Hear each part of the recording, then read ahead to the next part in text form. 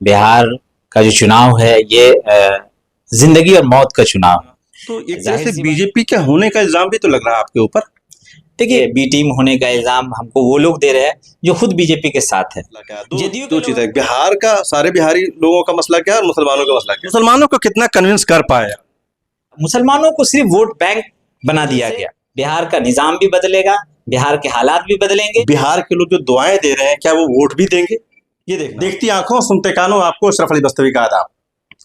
मेरे पीछे स्क्रीन पर एक वेबसाइट आपको नजर आ रही होगी, ये जनसुराज की वेबसाइट है और जनता के सुंदर राज के लिए, बिहार के बदलाव के लिए इनका नारा है अपनी वेबसाइट के ऊपर। और मेरे साथ इस वक्त शाहनवाज बदर कासमी हैं जो जनसुराज के एक बहुत ही सरगर्म कारकुन हैं। बिहार में इस वक्त चल क्या रहा है? बिहार में इसी साल नवंबर से पहले पहले चुनाव होने जा रहा है और जैसे जैसे चुनाव करीब आ रहे हैं दिलचस्पियां भी बढ़ती जा रही है। बिहार का जो चुनाव है ये जिंदगी और मौत का चुनाव है। जाहिर सी बात है, पहले भी चुनाव हुए हैं लेकिन सबसे ज़्यादा सख्त जो हालात के एतबार से और इश्यूज़ के एतबार से और नफ़रत और मोहब्बत का जो एक पैमाना था वो कहीं ना कहीं अब खुल करके सामने आ चुका है। तो ये चुनाव हमारे लिए बेहद अहम है, हर बिहारी के लिए अहम है कि विधानसभा के चुनाव में आप ज़रूर हिस्सा लें और एक ऐसी सरकार बनाने की कोशिश करें जो मजलूमों के हक़ के लिए आवाज़ उठा रही है, बिहार को बदलना चाहती है और बिहार के बेहतर मुस्तकबिल के लिए हर बिहारी के लिए फ़िक्रमंद है।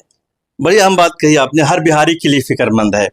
तो आप ऐसा क्या मानते हैं कि जो पिछली सरकारें रही हैं क्या बिहारियों के लिए, बिहार के लोगों के लिए फ़िक्रमंद नहीं रही? मैं इसलिए कहा कि पिछले 25 सालों को अगर उठा के देखेंगे तो चाहे आप कांग्रेस को वोट कर रहे हो, राजद को वोट कर रहे हो, बीजेपी को वोट कर रहे हो, जदयू को वोट कर रहे होंगे, चिराग पासवान को वोट कर, जिनको भी वोट कर रहे हैं वो मुख्यमंत्री घुमा फिरा के नीतीश कुमार ही बन रहे हैं।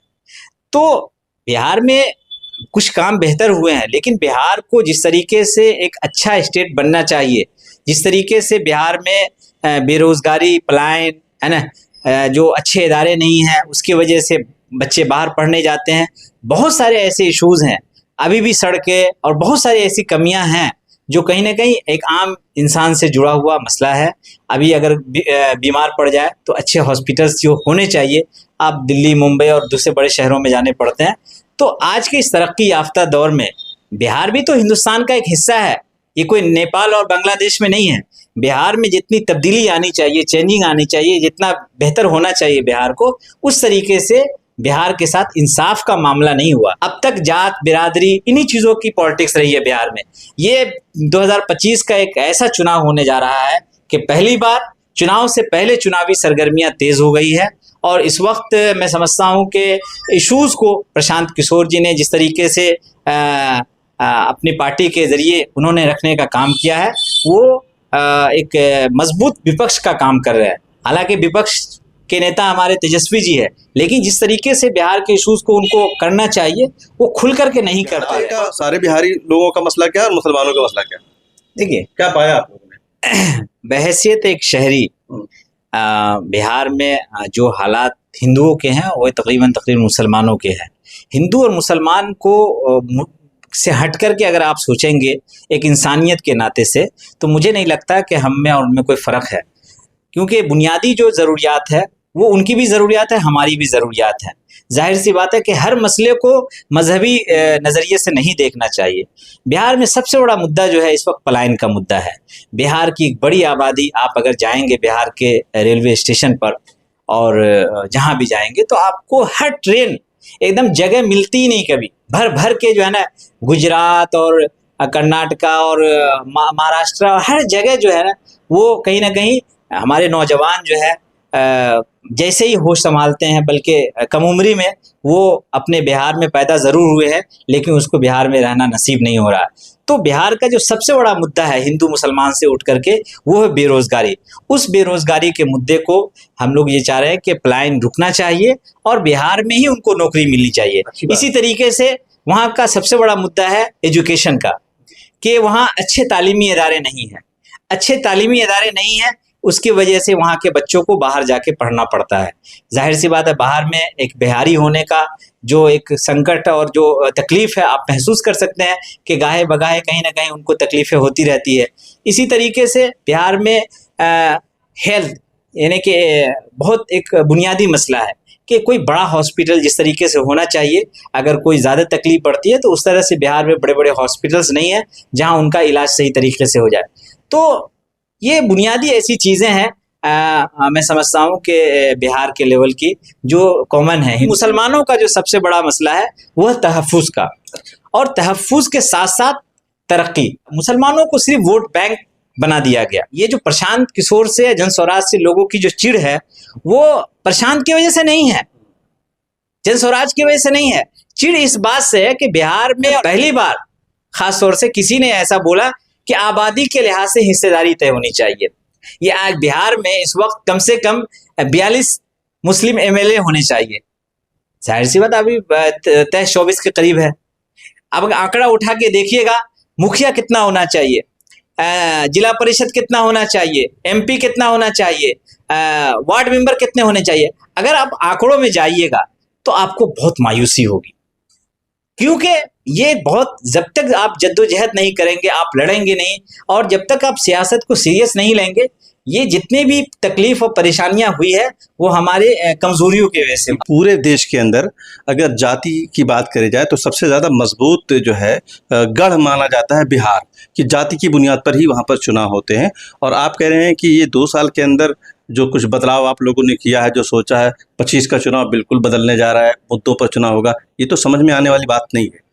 बिल्कुल, पिछले 2020 का अगर आप चुनाव देखेंगे तो हम लोग भी जब क्षेत्र में जाते थे तो नौजवान बेटा तेजस्वी के साथ, और जो 60 साल 70 साल के जो बूढ़े उसके माँ बाप हैं, खासतौर से उसके वालिद या पिता, वो भाजपा के साथ थे। मतलब जो दूसरे मुसलमानों में भी बटे हुए थे।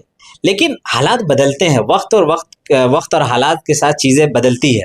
इस वक्त बेरोजगारी को जिस तरीके से, पलायन को रोकने के लिए जिस बेबाकी के साथ प्रशांत किशोर जद्दोजहद कर रहे हैं, और इसको उन्होंने ऐसा किया कि इसको बिहार में अब तक कभी भी इश्यूज़ के बुनियाद पर चीज़ें तय नहीं होती थी। वो हमेशा जात बिरादरी ये वो चीज़ें चलती रहती थी, हिंदू मुसलमान। लेकिन अगर आप बिहार की सियासत को देखिएगा तो बिल्कुल मजहबी चीज़ें कभी कभी आती है, लेकिन वो इशू बिल्कुल भी नहीं है। अभी जैसे सर्वे हुआ, इसमें जाहिर सी बात है भाजपा ने हमेशा लोगों को वर्गलाने का काम किया कि जब भी सर्वे होगा तो सिर्फ मुसलमानों का सर्वे किया जाएगा। आप देखिए नाम जो कटे हैं इतनी बड़ी तादाद में, तो क्या सिर्फ मुसलमानों के नाम कटे हैं, हिंदुओं के नाम नहीं कटे? कागजात मुसलमानों से ज्यादा हिंदू भाई हमारे परेशान थे। हमारे गांव में हमारे दलित भाई दूसरे छोटी बिरादरी के पास, उनके पास तो और कागजात नहीं है। तो ये जो हमारी लड़ाई है ये हिंदू मुसलमान की लड़ाई नहीं है। हम लोग बिहार एक गंगा जमनी तहजीब की मिसाल और हिंदू मुस्लिम इत्तेहाद का अलमबरदार हम कह सकते हैं। देश में हिंदू मुसलमान जिस तरीके से बिहार में रहते हैं उसकी मिसाल दी जाती है पूरे भारत में। तो हम लोग बहुत अच्छे तरीके से रहते हैं। बिहार में नफरत को लोग परोसने की कोशिश कर रहे हैं, लेकिन मुझे यकीन है कि इस चुनाव में हम लोग हिंदू मुस्लिम इत्तेहाद के साथ एक ऐसी पार्टी और एक ऐसी ताकत का वजूद अमल में आने जा रहा है जिसकी वजह से बिहार का निज़ाम भी बदलेगा, बिहार के हालात भी बदलेंगे, और जो हमारे बरसहा बरस से जो इश्यूज थे उसका कहीं ना कहीं खात्मा होगा, और एक नए बिहार का जो ख्वाब हम लोग देख रहे हैं उसको हम शर्मिंदा ताबीर कर सकते हैं। ये आपके इरादे हैं और आप ऐसा सोचते हैं और आप काम कर रहे हैं पार्टी के लिए, लेकिन जो बाहर से लोग देख रहे हैं बिहार के चुनाव को, जन स्वराज की एक्टिविटीज़ को, वो ये कह रहे हैं कि बिहार में जो अभी तक सेकुलर किसी न किसी शक्ल में सरकारें वहाँ पर रही हैं, उसके उस पूरे निज़ाम को तोड़ने के लिए बीजेपी के, ये नहीं है कि बीजेपी के आदमी काम कर रहे हैं, बीजेपी को फ़ायदा पहुँचाने के लिए वहाँ पर काम हो रहा है, और जन स्वराज की स्थापना वहाँ पर इस तरह से काम करना, तो एक तरह से बीजेपी के होने का इल्ज़ाम भी तो लग रहा है आपके ऊपर। देखिए, कोई नया इल्ज़ाम नहीं है। बीजेपी का के बी टीम होने का इल्ज़ाम हमको वो लोग दे रहे हैं जो खुद बीजेपी के साथ है। जो मुसलमान प्रशांत से परेशान हैं या प्रशांत को बीजेपी का बी टीम समझ रहे हैं, मैं समझता हूं कि ऐसे लोगों को खुद एहतसाबी करनी चाहिए। तो बिहार की सियासत में नए लोगों की आमद से सब लोग खुश तो नहीं हो सकते हैं। जिनकी एक ज़मीन खिसक रही है और जिन लोगों को लगता है कि हमारा वजूद खतरे में है, तो कहीं ना कहीं वो एक माइंड सेट कर रहे हैं कि ये लोग बीजेपी के लिए काम कर रहे हैं। मैं समझता हूं कि इसमें बिल्कुल भी सच्चाई नहीं है और जन स्वराज से जुड़ने वाले सिर्फ मुसलमान नहीं बल्कि अक्सरियत हिंदुओं की है। ऐसा लगता है कि जैसे एक साल पहले 2013-11 में जो पार्टी बनी थी दिल्ली के अंदर, आम आदमी पार्टी का क़याम हुआ था, और उसके बाद में एक साल 1.5 साल के अंदर ही उन्होंने बहुत बड़ा बदलाव वहाँ पर किया, सियासी बदलाव दिल्ली के अंदर आया। तो क्या उस तरह से कोई तूफान आने वाला है जनसुराज के नाम से बिहार के अंदर, ऐसा आप दस्तक दे रहे हैं? नताइज आने के बाद ही अंदाज़ा होगा। जो लोग बहुत हल्के में प्रशांत को ले रहे हैं या जनस्वराज को ले रहे हैं, ये जनस्वराज सिर्फ प्रशांत की पार्टी नहीं है। जनस्वराज का क़याम 1 करोड़ जो उसके बानियान है, 1 करोड़ लोगों की पार्टी है। वो तो कहीं ना कहीं एक कुछ बड़ा तो होने वाला है। मुसलमानों को कितना कन्विंस कर पाया?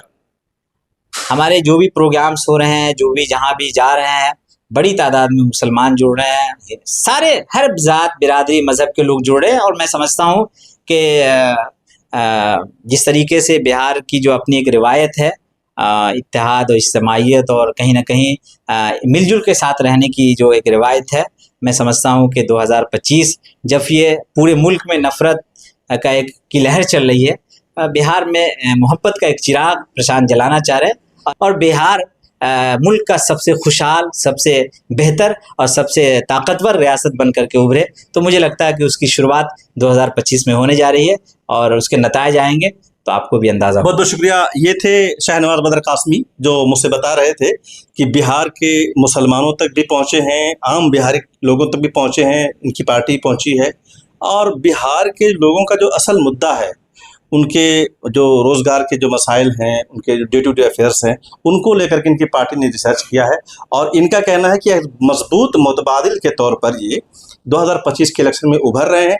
सीटें नहीं बता रहे हैं, अलबत्ता ये कह रहे हैं कि हमारी सरकार आएगी, तो जाहिर सी बात है कि इतनी सीटें लेकर आएंगे।